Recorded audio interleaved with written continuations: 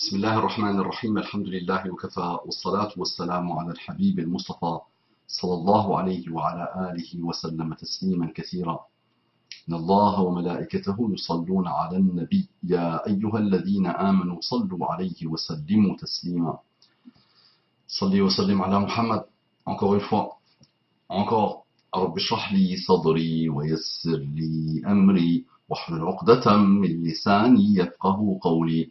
إخواني أخواتي, mes frères et sœurs, أبنائي بناتي, mes fils et mes filles, أصدقائي صديقاتي, mes amis et mes amis, أعدائي عدواتي, mes ennemis et mes ennemis. Je vous aime tous. Je vous aime beaucoup, beaucoup, en Allah, tous. Assalamu alaikum wa rahmatullahi wa barakatuh. Que la paix d'Allah subhanahu wa ta'ala, sa miséricorde et ses bénédictions soient sur vous. Quelle belle invocation, quel excellent engagement. Paix, miséricorde et bénédiction et tous les excellents comportements de l'islam. Mes frères et sœurs en humanité, pas encore musulmans, je vous pose une question simple qui mérite une réponse simple. Qu'est-ce que vous attendez pour devenir musulman? Qu'est-ce que vous attendez? Ça ne dépend que de vous, d'Allah, mais c'est de vous d'abord. Montrez un minimum de signes de volonté, de sincérité, vous allez voir. Faites quelques pas vers Allah. D'accord? Donc, soyez sincères, armez-vous de sincérité, de bonne volonté, et vous allez vous retrouver.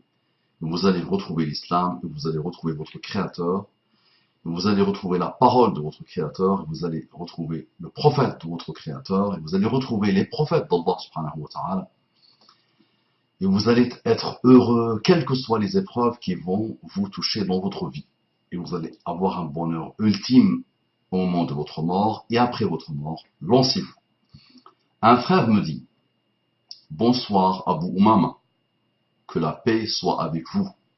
Bonsoir mon frère, que la guidée soit avec vous. Je me présente, franco-algérien, de 45 ans, vivant en France, près de Paris. Ayant suivi pas mal de vos vidéos sur YouTube, et j'avoue avoir appris pas mal de choses grâce à vous. Rappel que j'estime pertinent. C'est la bonté de ton cœur, l'excellence de ton comportement qui te font voir le bien en moi et en ce que j'essaie et en ce que je me déploie à faire, qu'Allah subhanahu wa ta'ala mette la sincérité dans ce que nous essayons de faire. J'ai pris la liberté de vous écrire à cette adresse mail car je vous ai entendu la transmettre dans une de vos vidéos. Partant d'une démarche de déploiement sincère, d'une curiosité accrue et attentive, je viens vers vous afin d'éclairer ma lanterne sur un certain nombre d'aspects. Donc là, ce frère m'a envoyé ce mail il y a quelques semaines maintenant, 2-3 semaines. Je m'excuse pour le retard. Je nage, je suis noyé, je croule sur moi, alhamdoulilah. Mais relancez-moi quand vous voyez que je ne réponds pas. Relancez-moi s'il vous plaît. Donc, quand vous voyez que je traîne à répondre, relancez-moi. L'Oasis de l'excellence, c'est pas une équipe énormissime dont le rappel, je me déploie seul, alhamdoulilah. Et il y a aussi le projet de l'Oasis de l'excellence, le projet de l'enseignement de l'arabe littéraire. Il y a tellement de choses. Faites-nous des doigts pour qu'Allah subhanahu wa ta'ala mette la baraka dans notre vie et dans notre time. I'm aware, in English. Comme Vanda. Je viens vers vous afin d'éclairer ma lanterne sur un certain nombre d'aspects. Je m'intéresse à l'islam depuis seulement une année, ce qui est très peu, je reconnais. Mais non, même une seconde, c'est déjà beaucoup, alhamdoulilah. Tu t'intéresses à l'islam, c'est que tu es quelqu'un de bien. C'est que tu es quelqu'un qui veut la paix avec Allah, avec lui-même, avec le monde. Donc, lance-toi et continue, Inch'Allah. J'ai donc lu le Coran en français, même si je comprends un peu l'arabe classique, entre parenthèses, des restes de l'école en Algérie. Bien, je rentre dans le vif du sujet. Ma première question concerne une vidéo que vous avez postée très récemment, intitulée « La marque de prière sur le front », plus exactement à la 20e minute, 39 secondes, la phrase dit dans les visages de gens qui n'accomplissent en matière de prière que le strict obligatoire. Très bien, donc la phrase dit ça. Il faut voir son contexte à cette phrase, il faut voir ce qu'il y a avant, ce qu'il y a après. Donc le frère me dit, il m'a semblé avoir lu dans le Coran, et corrigez-moi si je me trompe, qu'il n'y a pas d'obligation en religion. Donc il faudra que tu me cites le verset s'il te plaît, la sourate et le verset. Donc si tu as voulu dire il n'y a pas de contrainte dans la religion, ça existe dans le Coran. On ne peut pas imposer à un cœur, à une âme, une religion. Ça ne se fait pas comme ça. C'est un choix. Il y a un libre arbitre. Mais pour les obligations, il y a des obligations dans la religion musulmane. Il y a des choses à faire. Il y a des choses à ne pas faire. Toutes les choses à faire sont bonnes pour ton âme. Toutes les choses à ne pas faire sont mauvaises pour ton âme. Donc l'âme, il y a des choses à faire. Plus tu es connecté à ton Créateur, plus tu aimes ton Créateur, plus tu crains ton Créateur, plus tu vas te déployer pour ton intérêt. C'est ton Créateur qui te connaît, qui t'a créé, qui connaît la notice de ton fonctionnement. Donc il est le meilleur à savoir qu'est-ce qui est bon pour toi et qu'est-ce qui est mauvais pour toi. Donc je pense que tu as voulu parler de la contrainte. Il n'y a pas de contrainte en religion, ça arrive. Pas de contrainte. On ne peut pas obliger quelqu'un à devenir musulman. Ça, c'est le cœur qui décide. C'est l'âme qui décide. C'est une volonté sincère qui décide. Il y a un libre arbitre pour ça. Très bien. Je m'interroge également sur un film que j'ai vu récemment, à savoir si on peut se fier à un passage précis.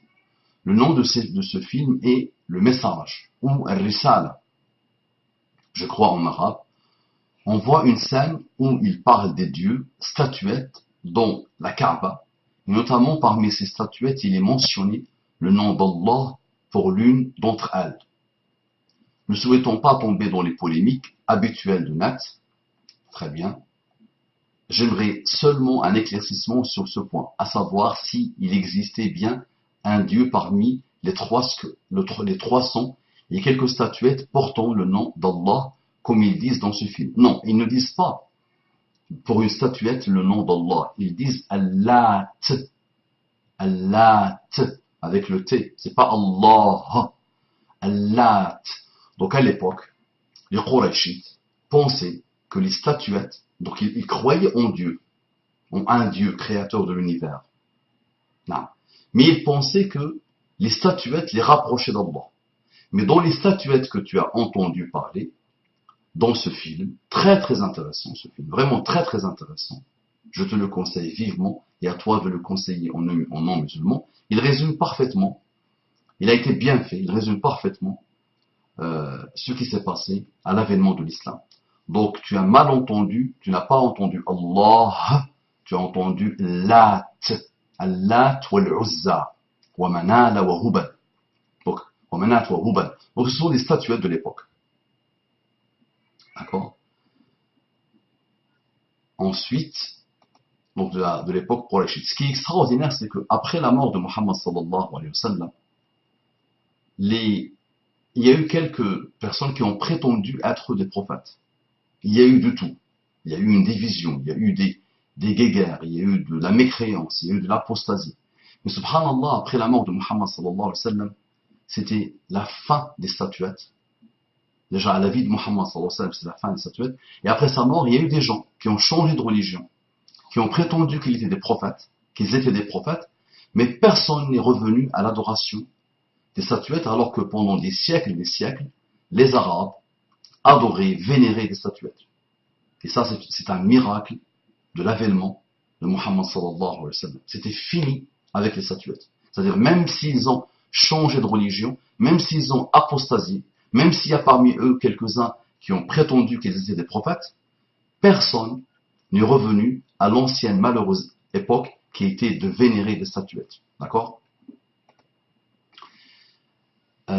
Très bien. Comme vous pouvez le constater, je me déploie doucement mais sûrement. Qu'Allah subhanahu wa ta'ala te facilite.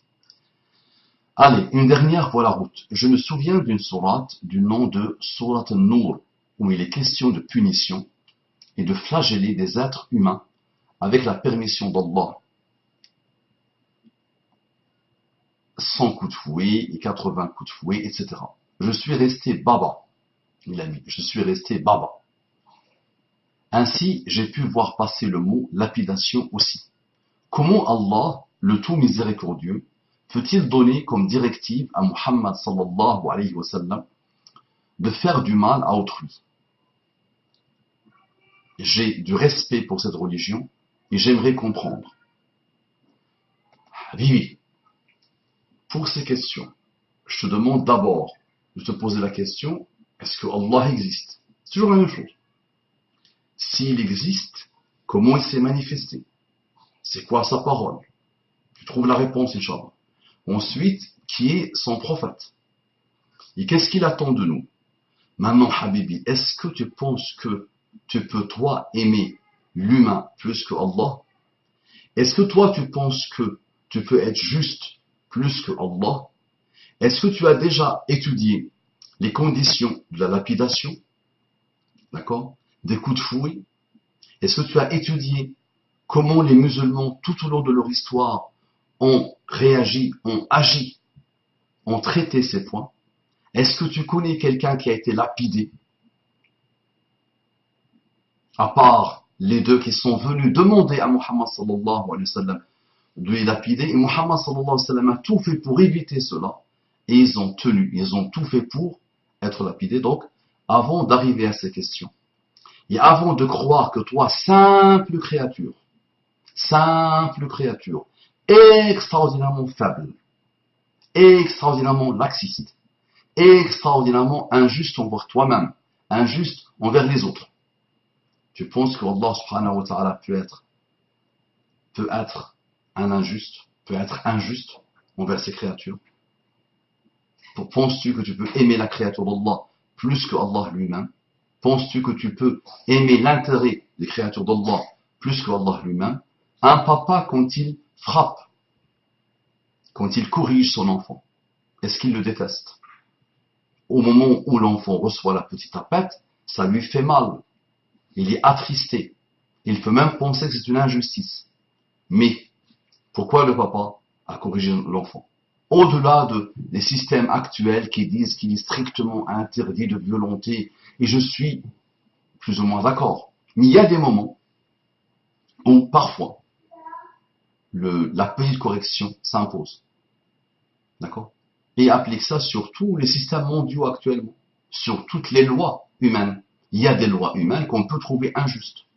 Mais ces lois régissent finalement la vie. Il y a des âmes mauvaises, il y a des shayatines. Donc tout est beau, tout est joli, on s'aime et tout est beau et le bonheur ultime et l'humain est parfait. Habibi, il y a un système de gestion de la route, le code de la route. D'accord? Et malgré cela, il y a des milliers de morts en France. Et peut-être des centaines de milliers de morts dans le monde. Alors qu'il y a un code de la route. Parce qu'il y a des gens qui ne respectent rien. Donc applique ça sur tous les domaines de la vie. Donc parfois, il vaut mieux que l'ablation finalement, l'ablation du corps mauvais, ou la correction, ou la punition. C'est dans tous les systèmes du monde. Et Allah subhanahu wa ta'ala a mis en place des punitions, a mis en place des choses pour que les gens euh, se rappellent à l'ordre, qu'on rappelle les gens à l'ordre. Mais avant d'arriver à ces points, Habibi, il faudra quand même un minimum d'approfondissement pour vérifier déjà, est-ce que tu reconnais Allah? Une fois que tu le reconnais, est-ce que tu connais les caractéristiques d'Allah subhanahu wa ta'ala? Est-ce que tu penses que toi, tu es supérieur à Allah subhanahu wa ta'ala dans son amour, dans sa justice? D'accord? Et donc. D'accord? Donc il y a pas mal d'étapes à respecter avant d'arriver à ces questions. Ça marche? Qui n'arrêteront jamais, qui ne cesseront jamais de perturber quelques-uns. Ça marche, mais dans un monde où il y a un laisser-aller infini, ça produit ce que tu vois. Donc, qu'est-ce qu'une punition pour rappeler à l'ordre une personne ou deux est plus injuste que laisser le monde faire ce qu'il veut et arriver aux décadences totales qu'on voit aujourd'hui, il y a la tristesse totale dans laquelle on vit aujourd'hui, dans la solitude totale dans laquelle on vit aujourd'hui, dans la débauche totale dans laquelle on vit aujourd'hui. Le monde n'a jamais été aussi riche, et le monde n'a jamais été aussi instable, aussi malheureux, aussi dépressif, aussi suicidaire, aussi vide. Donc là, il y a un laxisme total, un laisser-aller total. On ne parle que de droit, on ne parle plus de devoir, et tu vois la situation. Ça marche? Est-ce qu'il m'a dit autre chose, le frère? J'ai du respect, donc j'ai du respect pour cette religion et j'aimerais comprendre un mot d'encouragement pour vous et le travail colossal que vous accomplissez sur YouTube. Respect total. Espérons vous lire bientôt, bien à vous. Jazakallahu kulla khair. Salah Allahu lak ad-dunya wal akhirah. هداك الله ونقاك وحياك وبياك وجعل الله الجنة مثواك اللهم صل وسلم على محمد السلام عليكم ورحمة الله وبركاته